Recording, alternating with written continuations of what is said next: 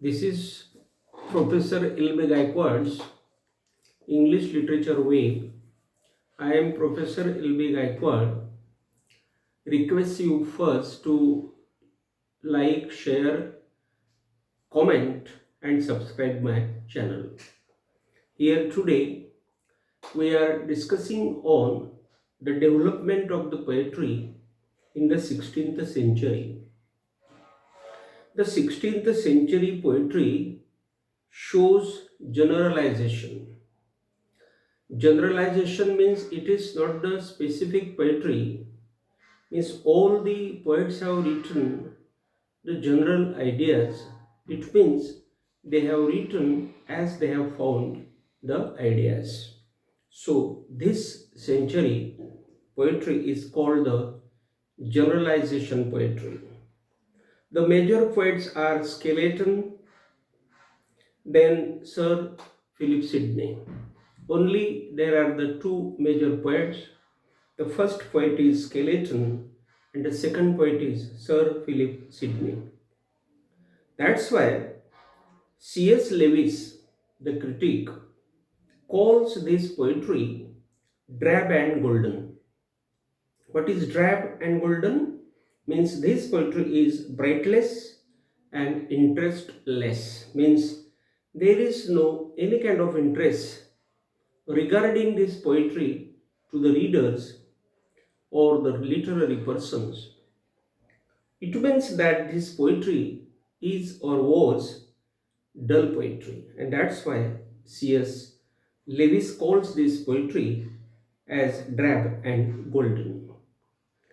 This century appears as poetic as the poets were craftsmen poetically.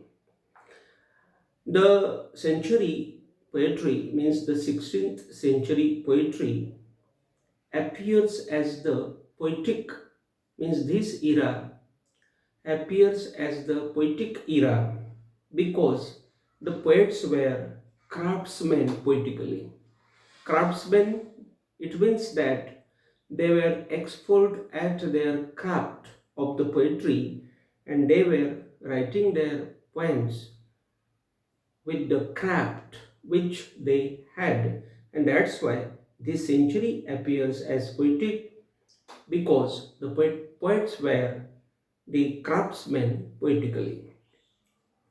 And the craftsmen were from Skeleton to Edmund Spenser.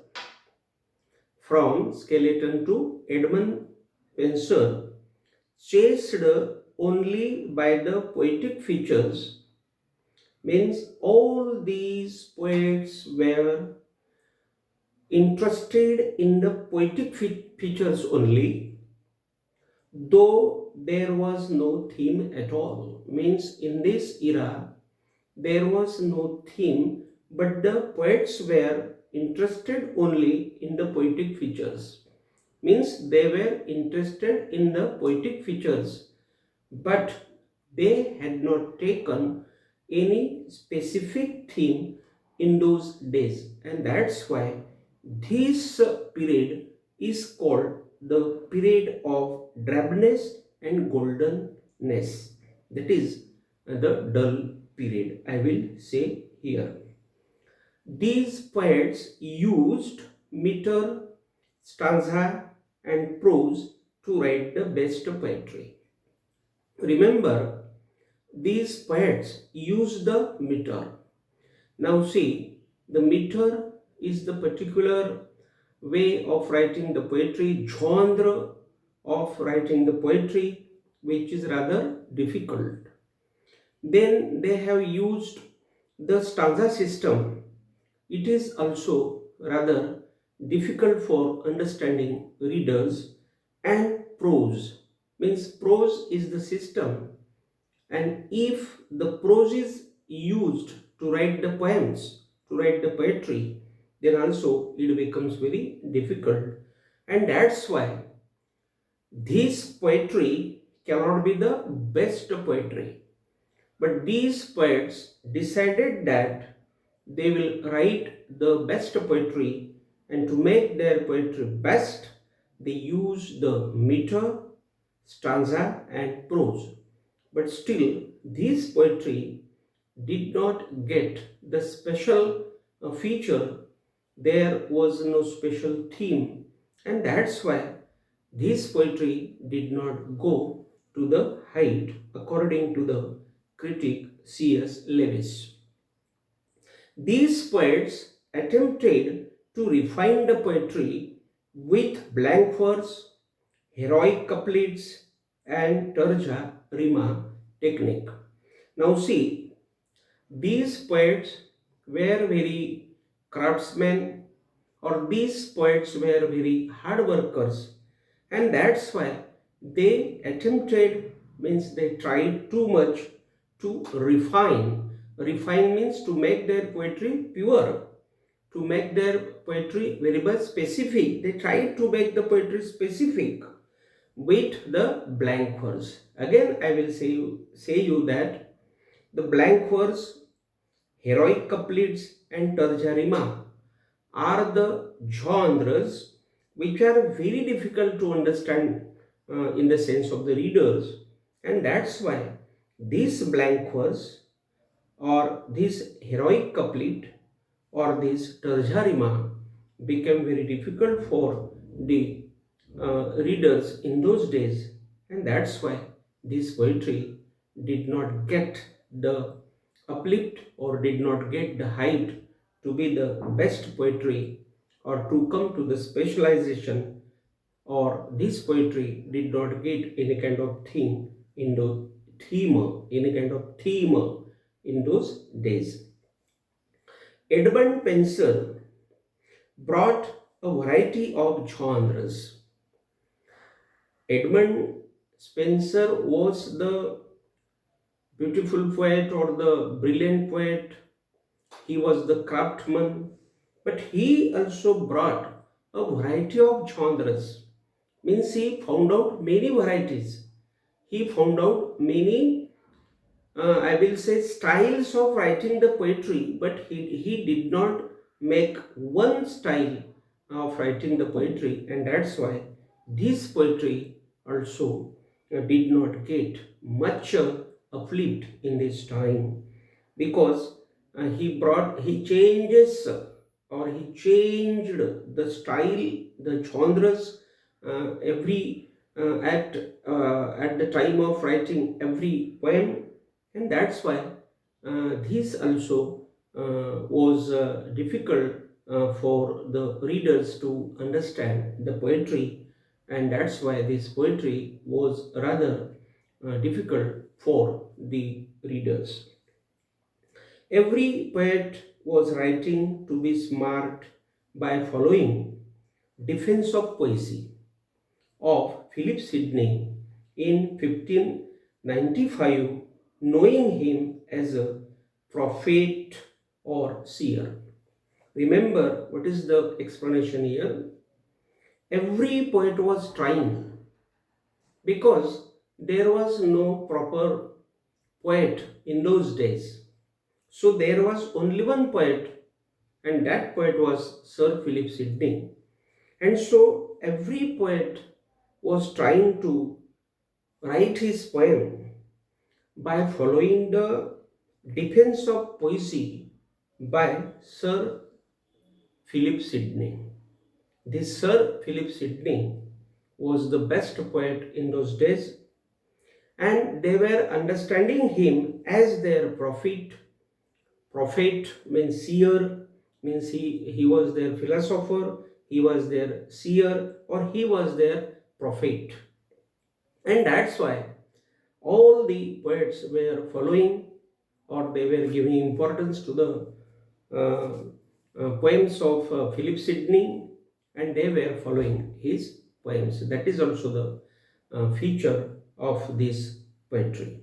It means he was their divine inspiration.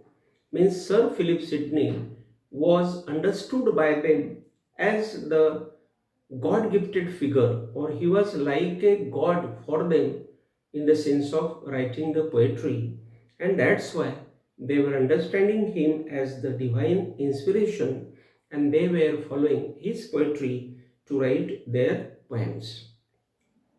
The salient features of this poetry were conscious invention and self monitoring. Remember, here it is very clear that these poets were the craftsmen, and these poets were very hard workers, or these poets were trying to make their poetry very best. And that's why the salient features of this poetry were conscious invention. Now, conscious invention means those poets were very conscious. Those poets were very awakened, or they were very interested, or they were in the mood of awareness to write their poetry, and that's why this is called conscious invention. And they were always behind the conscious invention and self monitoring. Self monitoring means they were monitoring themselves, means there was no one to monitor them, means there was no follower, there was no guide, exact guide to them. And that's why every poet was trying at his level best to make his poetry best. And that's why the poetry was not progressing too much uh, in this century. The themes were based on historical and social factors, and that's why there are only the two types of poetry. All the themes were based on historical and social factors, means there were only the two subjects or themes before the poets, and those themes were historical themes, means the history, and the social factors, means the society experiences or the problems of the society. Only these two themes or the subjects were before them, and that's why this poetry did not flourish uh, up to the summit, or up to the great level, which will give the justification to the literary world. That is the particular thing to say. Then Copernicus theory of heliocentric universe was brought by the mid-century. Remember, Copernicus theory came there then. This Copernicus theory of heliocentric means it was based on sun center, means it was sun centric theory. So this heliocentric theory was brought, or suppose this universe was brought by the mid-century. Mid-century means in the mid of this century, this Copernicus theory of heliocentric was brought by the mid-century poets. Means they also studied this theory also. What is actually Copernicus? What is his heliocentric theory? They also touch this theory also. Still, the surprising thing was that still there was the surprising thing, and that was the poetry turned to the scientific outlook. It is a very much great thing that then this poetry reached the scientific outlook, means this poetry became the scientific poetry also. Because of this, we saw now the theory of Copernicus was studied by the poets, and that's why the surprise was there that this poetry reached the height, and that height was the scientific outlook. So the people, the critics said that now this poetry is okay because this poetry has got the scientific outlook, or to the new new geographical theories or discoveries. Means this poetry came to the point of the geographical theories or discoveries. Means these poets talked about the geographical things. Means they talked about the discoveries happening on the earth, and that's why this type of theme is also again rather dull theme, because geographical theories, geographical discoveries, and these are the themes which are very boring, I will say, to the readers or to the students of those times, and that's why this poetry did not get too much uplift in the sense of, I will say, justification to the readers. The century experienced the constant political and religious turbulence. Means this century now came to the political and religious turbulence or turbulence. It means that there was the unpeaceful state, or there was the unpeaceful situation, because the religion and the political, because the religion and the political sections are really against each other, and that's why this was the turbulence, this was the great difficult situation, and this century went through this turbulence also, or through this chaos also, I will say, or through this struggle also, I will say, and that is also the uh, impact on the poetry of these poets. And so the century experienced the constantly the influences of the political leaders and religious leaders, and that's why this poetry got the typical topical various themes. Means again, the poetry came to the various themes or topical themes. Means the themes were topical, various, typical, strange themes. The themes were about the politics, or the themes were about the religion, and that's why this poetry did not uh, give us the perfect poet or the perfect champion poet or the leader under whom all the poets will write their poems. And this situation really was not there. Then the official religion changed four times between 1530 and 1560, around 30 to 31 years. Now see, how is the change there? Means that change is very difficult, because the official religion, means the religion of office, changed four times, and this changing religion made again the effect on the poetry, and that's why this poetry also went through this change for four times. So the poets changed internally.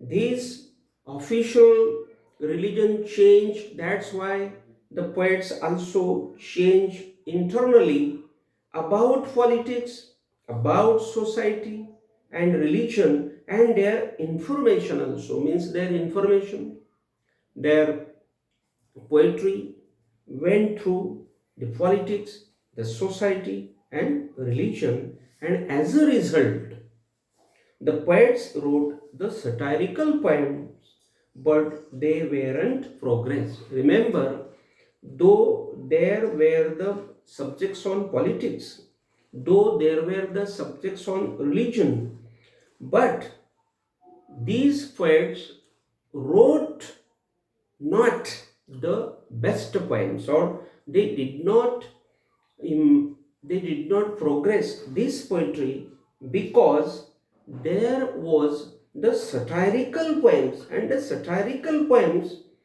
really are not impressive poems, because the poem should be based on love, based on rather nature, or based on rather easy themes, and such poems are always progressive poems. But this situation was not there, and that's why the poetry of the 16th century was not progress like the poetry of William Wordsworth or 19th century. Here I have finished today's topic or today's lecture. Tomorrow we will come in front of each other, taking one topic newly. Before ending my topic, I will request you all to like, share, comment, and subscribe my channel. Thank you. Thank you very much.